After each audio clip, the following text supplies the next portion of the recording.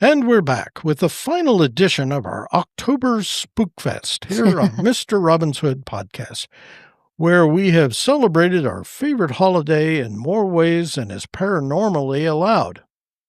And we won't stop there. I just realized that was actually... We won't stop. Don't stop. Clever. That was clever. You're usually clever. What are you talking about? I'm your creepy host. You are creepy.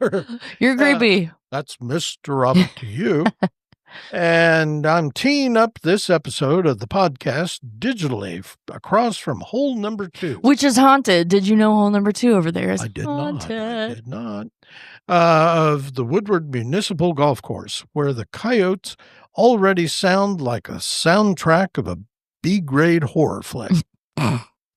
And, of course, I'm joined by my shape-shifting Scream Queen co-host and all-around best pal, Mikel Maureé Robinson, best known throughout the podcast uni as Mikey-on-the-Mic, who once terrified a haunted house so badly that the ghosts asked for a refund. Mikey, thanks for gracing us with your spooky presence. You are absolutely welcome. Which, you saying that about the ghost asking for a refund reminded me about this time when I was 15, and I'd gone with my best friend to Charleston, and we went on a ghost tour. And we were driving back from the ghost tour, and I want to say, I may be getting the story a little bit wrong, but it was like her uncle was saying something about... because I was asking, well, are we going to see some ghosts and and he went on to say, maybe they only come out for certain people or something like that to that tune. And I was like, so you're telling me that this place has a contract with the ghosts?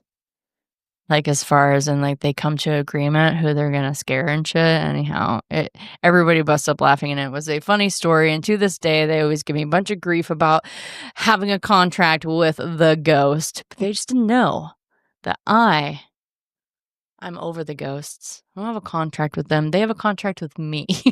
But anyhow. That's right. If you've been paying attention this month, you'll know that the ghost never... I'm the ghostess with the hostess and the mostest, damn it. The ghosts never haunt Mikey. No. She haunts the ghost. Absolutely. And I am so glad to be here. But for the record, that haunted house did need better lighting, because, well, what the hell? Folks, I wish I was making this up. Oh, he is. You don't have to, he doesn't have to wish. But Mikey's latest campaign for dog catcher in Cleveland has officially taken a turn for the litigious. I'm just getting the chickens to catch the dogs. Did you not see what's going on here? That's my secret weapon. She thought it would be a good idea. And by good idea, I mean possibly career-ending disaster, to roll out a campaign jingle based on the Prince song, 1999. Did you already have that written in there? You're just making this shit up now. What do you mean? Well, no, I made it up previously. Yeah. Yes, yeah, but I was, ironically, which he's speaking of a different Prince, but the Fresh Prince of Bel-Air. I was definitely singing the beginning. No, this song is Prince Rogers. Prince Rogers. Okay. You don't have to tell to me.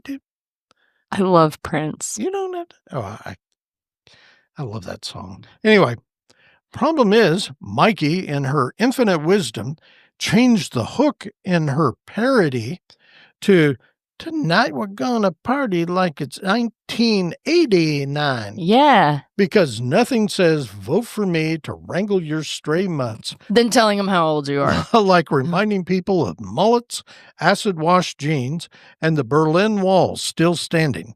And I know it's called parody, and it's supposedly protected by law. And it's funny. But tell that to the purple princely one's estate. I know, Mikey, it's called parody, protected by law. They've already filed a cease and desist, a cease and bark, and a cease and never say it again. I'm pretty sure Cleveland hasn't seen a lawsuit this fast since the Browns tried to play football. Boy, that was just a bad joke. Yeah. Still, I don't even give a shit about football, so I'm not going to laugh at your football jokes anyway. still, of course, dogs love it. Dogs love it. At any high-pitched noise. Meanwhile, the rest of us are just sitting there listening to Mikey butcher Prince while promising Cleveland voters she'll catch dogs like it's 1989. Like it's 1989. Which, judging by your jingle, means with a net made of denim and a cassette Sony Walkman for bait. Congratulations, Mikey. You may have just become the first candidate for dog catcher to be taken down, not by your opponent, but by the ghost of Prince himself. Over to you, Mikey. Prince isn't going to haunt me. No. He's That's not. not fun. He's not going to do that. You could act scared. I could, but over to me. Yeah. Over to me about what? What am I even supposed to say to that? So say hello to our mullet-wearing audience, Mikey. Hello, mullet-wearing audience. So this is episode 72 of Mr. Robin's Hood podcast, an in-between episode creeping into the crypt of classic horror movies. Which I love so much. I love scary movies. The films that scared generations, defined the genre, and made Mikey sleep with a nightlight. I have never slept with a nightlight. Oh, come on. I'm such a liar right now, but I have never done that. We'll talk monsters, vampires, zombies, and the magic of black and white chills. Mikey, you know my love for silent films, so we're kicking this off in the silent era with Nosferatu, 1922, creepy Count Orlok, long fingers, bald head, pointy ears. He's still nightmare fuel. This was an unofficial Dracula adaptation, so shady that they were forced to destroy copies. Oh. Thankfully, some survived. And honestly, those shadows on the wall are scarier than most CGI today. Exactly.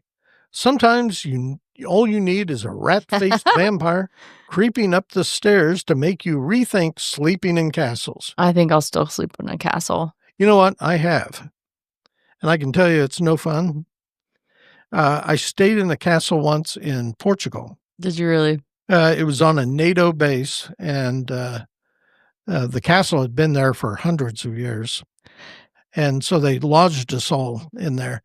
And so you have these, stone walls, and it just kind of, as I recall, they were wet all the time. That's too funny. Yeah. That reminds me, I don't know if you've seen this one, Mr. Robin, but the Always Sunny in Philadelphia, where they try to buy the castle, and Dee and Dennis stay in it, and they fucking lose their minds and shit. Like that's where this is reminding me of. But anyhow, sure. I do too. It's one of my favorites. Then came the golden age of monsters. Universal Pictures, all personal favorites of mine in the 30s and 40s.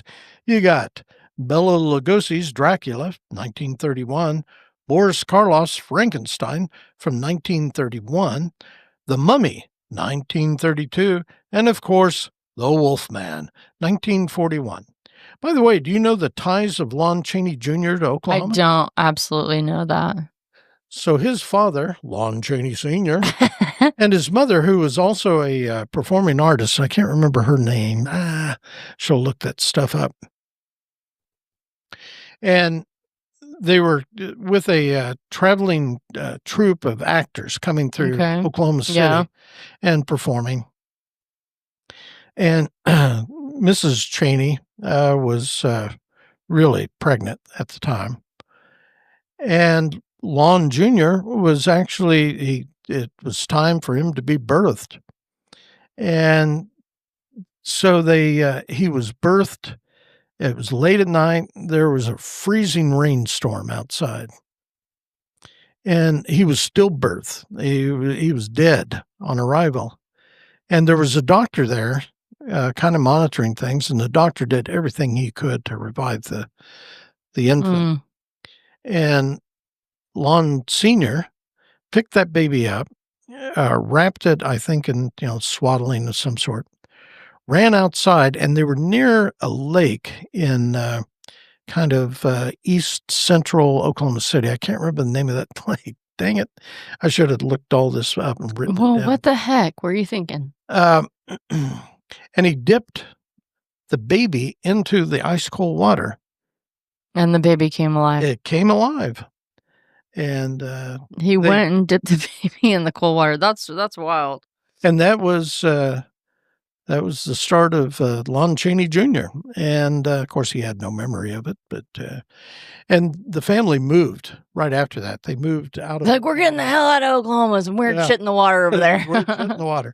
And then went out to California, and the rest is history. It's true. Well, so anyway.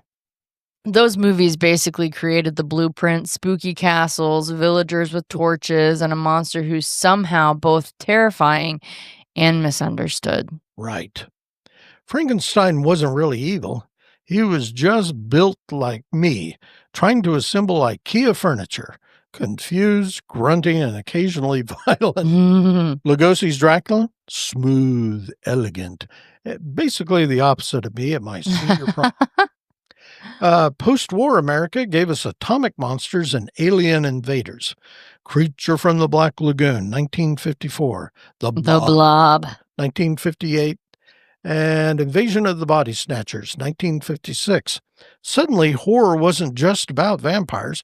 It was about Cold War paranoia.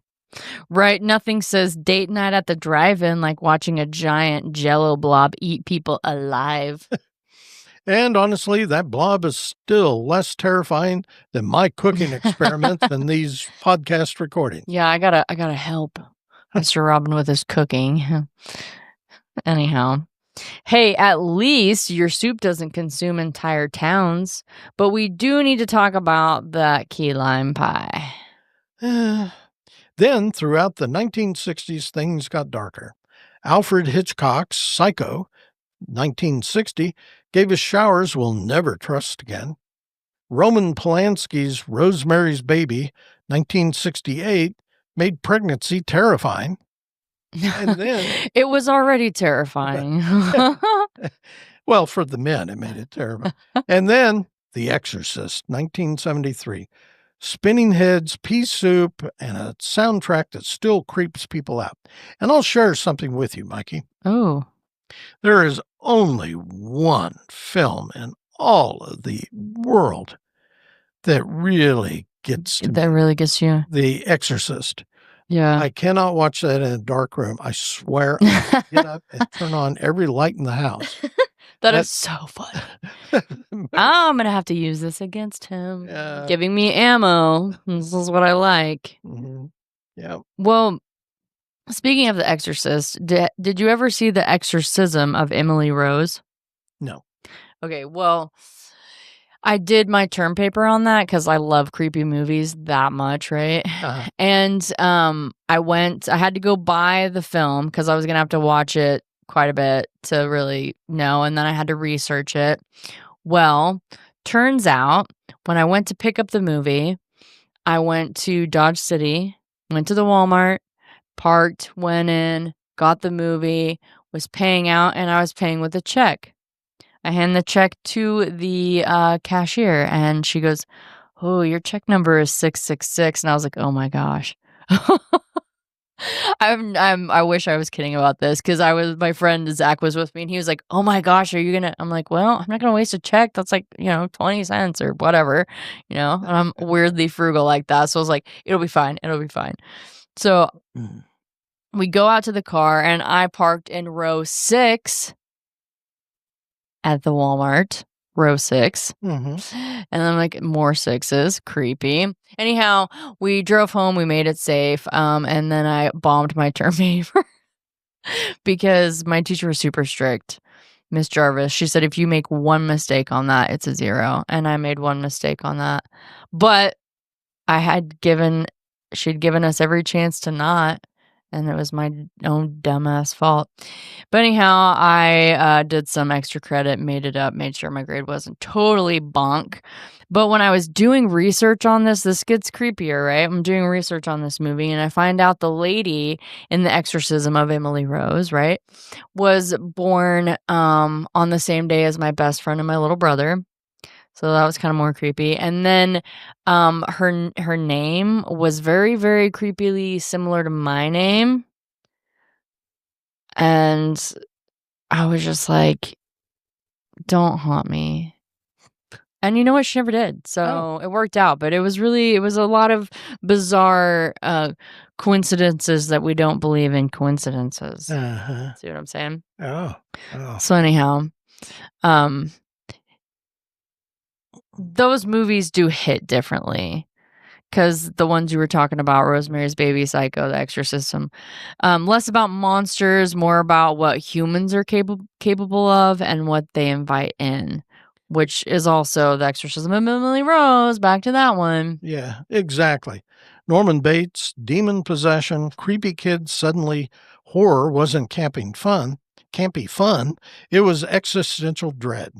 And for the record, I'd still rather face Dracula than Mikey early in the morning before she has her first cup of coffee. That's true. I'm a total asshole. And if the psychological horror movies of the 60s and 70s weren't enough to creep someone out, then came the neon-lit, blood-splattered world of 80s slashers. Yeah, this is one of my favorite eras of horror movies. Freddy Krueger in A Nightmare on Elm Street from 1984. Speaking of nightmares, I had some hell of weird nightmarish dreams last night. Really? I'll tell you about it later. Oh, okay. But just got to put that out there. Okay. Speaking of. Jason Voorhees in Friday the 13th of 1980. Michael Myers in Halloween, which was actually 1978, but dominated throughout the 80s because it came with so many follow-on sequels. Right. These villains became horror celebrities. And the rules of the genre were set. Don't go in the basement, don't split up, and never say, I'll be right back. And the virgin always dies first. Oh, or last. Wait, no, it's first. Yes! Why is that not in here? Right. Those movies weren't just scary, they were fun, outrageous, and occasionally ridiculous. Freddy cracking wise while murdering teenagers, that's basically us on a podcast. Yeah, exactly. So why are we revisiting these classics? Because they shaped everything that came after. Modern horror owes its screams to these originals. And honestly, old school practical effects, shadows, prosthetics, atmosphere sometimes feels scarier than CGI blood fountains. They prove you don't need buckets of gore to scare people, just mood, mystery, and sometimes a creepy rubber bat on a string, or my creepy chicken riding my skeleton dog over here. Yeah. That too. Exactly. And let's be honest, Mikey screaming at a rubber bat, or in our case, a rubber chicken, is more entertaining than half it's not the even horror phased. So there you have it. From silent vampires to slashers with better merch than rock bands, horror movies have always reflected our deepest fears and occasionally our dumbest fashion choices. And remember, whether it's Dracula, Frankenstein, or just Mikey campaigning for dog catcher in Cleveland, the real horror is never far away. I'm going to haunt you if I lose that election, and I'm going to haunt Mr. Robin no matter what. He can't wait, though, actually. If you have any questions for either Mikey or myself about today's episode or any other darn thing, you can email us at mr.robin@mrrobinshood.com or Mikey@mrrobinshood.com. Also, you can find us on Facebook at Mr. Robin's Hood Podcast. As always, you can also reach out to Mikey or me via Podophone at 580-827-1113. Maybe you just want to get something off your chest, or you're feeling some butt pain because of something we said during a podcast. Or maybe you think we left out a pivotal, creepy movie Oh, in yeah, our whole absolutely. thing. Tag up, Please do let us know. give us a call, unless, of course, you're a deranged chainsaw mass murderer straight out of Texas. I'll take your call. In which case, yeah, you're going to want to contact Mike. You can leave. Bring it on. No. Bring it on. I like a good challenge. You can leave a voicemail. Text us if you have a question, concern, complaint, compliment, suggestion, whatever. Just don't be a dick about it. In the meantime, tell all your friends to listen to this podcast as though their lives depend upon it. As always, you can stream or download episodes of Mr. Robin's Hood podcast wherever you usually find that sort of nonsense. We're on Spotify. No, we're not. Oh, no, we aren't. Yep. Jacked it up again. Spotify kicked us off. So it's either Mikey's beautiful face or Spotify. Take your pick. Yeah, they kicked us off because we went to video podcasting. Basically. So, the word's gonna get back to Spotify, and they're gonna come after us with a cease and desist letter. I hadn't thought of that. Amazon, but well, at least it'd be somebody contact. I know. We'll see. We'll let you know if it happens. The Podbean app, Apple Podcasts, Player FM, Listen Notes, and Podchaser. You can also stream them directly from our Podbean website at mrrobinshoodpodcast.podbean.com for free. Every stinking one of them is on there. You can watch it. You can binge them all night, all weekend. So we'll close now by reminding everyone, as we always do, to stay hungry, stay foolish, and most importantly, stay weird, you spooky freaks. Bye. Bye.